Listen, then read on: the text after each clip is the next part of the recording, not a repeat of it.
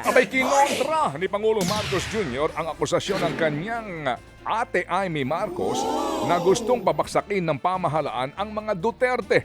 Sinabi yan ng Pangulo kasunod nga po ng pahayag ni Senator Amy kahapon na may impormasyon daw siyang nakuha na posibleng ipaaresto na rin daw ng ICC o International Criminal Court si Vice President Sara Duterte.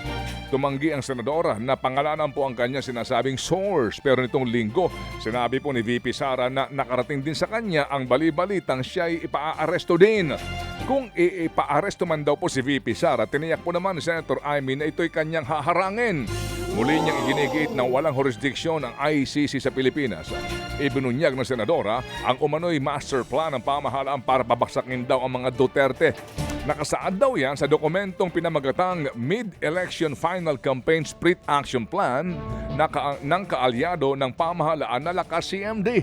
Hindi po naman ikinagulat ng Malacanang ang mga pahayag ni Senator Amy. Lalo pat alam naman daw nila kung kanino kumakampi ang senadora. Ginagalang daw nila ang opinyon niya pero ito'y hindi daw po totoo.